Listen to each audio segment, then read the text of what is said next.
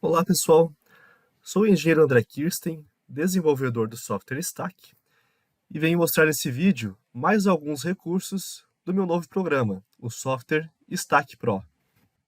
Vamos começar por essa configuração aqui, que é a configuração Considerar efeito de grupo. Inicialmente eu vou desmarcá-la. É por meio dessa configuração aqui que eu consigo considerar o efeito de grupo tanto na obtenção das reações sobre as estacas, como no cálculo dos recalques das estacas. Aqui nesse exemplo, sem considerar o efeito de grupo, eu tenho um recalque de 7,7 milímetros nessa estaca.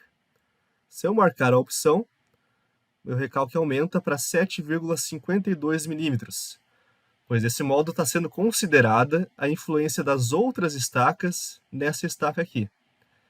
Com relação ao esforço normal por estaca, considerando o efeito de grupo, eu tenho uma reação nessa estaca de 42,67 toneladas. Se eu desmarcar o efeito de grupo, eu tenho uma variação nessa reação, ela aumenta um pouquinho para 43,21 toneladas. Bom, e por que a reação muda, considerando ou não o efeito de grupo? Porque sem considerar o efeito de grupo, o programa considera que todas as estacas têm a mesma rigidez. Mas se eu marcar a opção, o programa calcula a rigidez real de cada estaca. Eu posso, se eu desejar, modificar o critério que eu vou utilizar para considerar o efeito de grupo. Eu vou em parâmetros geotécnicos e aqui em análise eu tenho a opção de considerar a análise dos recalques e das reações das estacas no efeito de grupo ou apenas dos recalques. Então eu escolho a opção que eu desejo.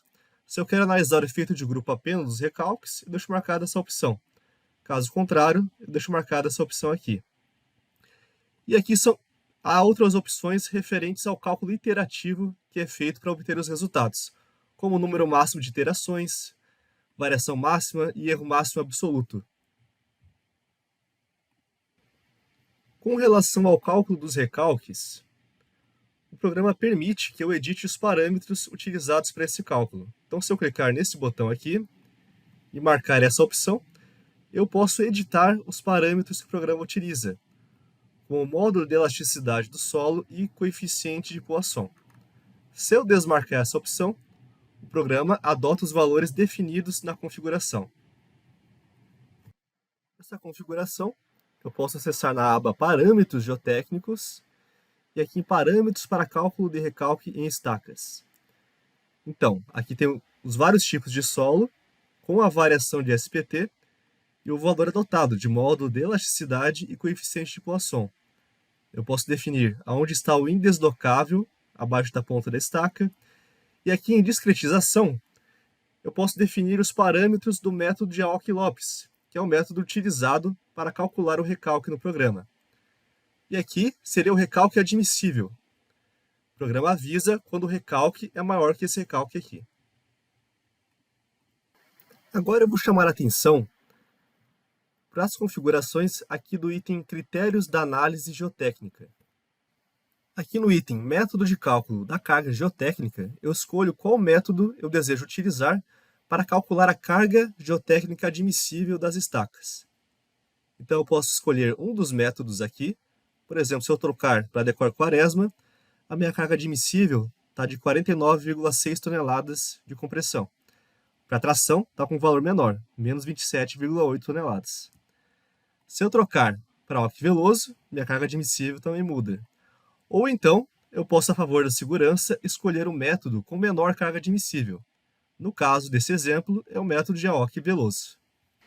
Já essa configuração aqui é utilizada quando eu tenho estacas tracionadas no meu bloco de fundação. Não é o caso desse exemplo aqui. Mas como é que ela funciona? Ela calcula a carga geotécnica da estaca com uma porcentagem da carga de atrito lateral. Porque quando a estaca é tracionada, nós não podemos considerar a ponta da estaca no cálculo da carga geotécnica. Então, no caso desse exemplo aqui, está definida como 70% da carga lateral. Por isso que a carga admissível à tração é menor que a carga admissível à compressão. E aqui, em furo SPT escolhido, eu escolho qual furo SPT o programa vai utilizar como referência para determinar a carga admissível à compressão e à tração das estacas. Então, no meu exemplo, eu escolhi com menor carga admissível, que no caso é o furo 2. Mas eu poderia escolher outro furo, no caso furo 1 ou furo 3 aqui, né? Sobre os demais recursos dessa aba, são recursos já disponíveis no stack, em sua maioria. Como, por exemplo, o resultado por método, que eu vejo aqui numa tabela, cada método de cálculo, o furo SPT e a carga geotécnica de cada um desses métodos. A representação em área gráfica da estaca, das cargas de atrito lateral e da carga de ponta, que eu também posso escolher um método e o furo de sondagem que eu desejo ver, e demais configurações, como fatores de segurança, profundidade da estaca, limite da resistência de ponta da estaca a uma porcentagem do atrito lateral e desprezar o atrito lateral no primeiro método de estaca. Agora vamos ver a aba Análise Estrutural. Nessa aba aqui, eu tenho todos os resultados de análise estrutural do programa. Então, por exemplo, esforço normal, posso ver o esforço normal característico da estaca, o esforço normal de cálculo, esforço cortante característico na direção B, na direção H, esforço de cálculo, direção B, direção H, momento fletor, aqui no caso o momento fletor característico, direção B, direção H, momento fletor de cálculo, e aqui eu tenho o deslocamento horizontal da estaca. Posso ver o deslocamento por direção da estaca ou deslocamento resultante da estaca. Clicando aqui, eu posso ver o diagrama das tensões normais da estaca ao longo do seu comprimento. Então, aqui em azul, eu tenho a tensão máxima da estaca, em vermelho a tensão mínima. Então, ao longo da profundidade, a tensão máxima chega no valor máximo e vai diminuindo. E aqui, a tensão mínima chega no valor mínimo e vai diminuindo ao longo da profundidade também. É por meio dessas tensões que eu consigo definir até onde vai a armadura longitudinal da minha estaca.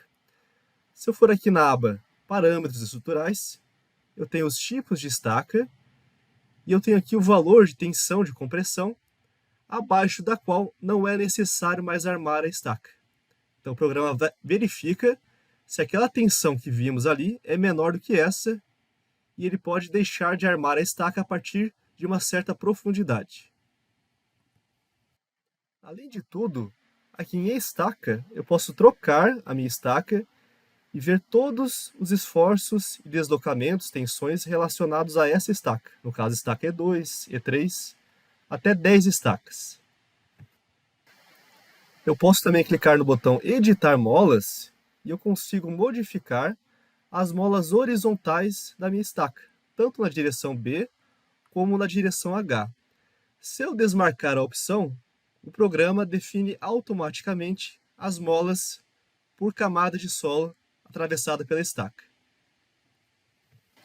A configuração para o programa definir automaticamente as molas está em Parâmetros Geotécnicos. Aqui tem o tipo de solo e o seu SPT, e aqui M seria o coeficiente de mola nessa unidade. Temos a variação do coeficiente de mola, se é linear ou se é constante. Os valores default do programa são de referência de Valdemar Tietz. Aqui eu tenho a obtenção do coeficiente M, se é por interpolação ou menor valor dessa faixa aqui. E tem outros itens, como o deslocamento horizontal máximo admissível e a redução do coeficiente de mola horizontal devido ao efeito de grupo. No caso aqui está definido como 25% o default. Chegamos assim ao fim do nosso vídeo. Espero que você tenha gostado e no próximo vídeo eu pretendo mostrar a parte de dimensionamento estrutural, que envolve o cálculo da armação das estacas.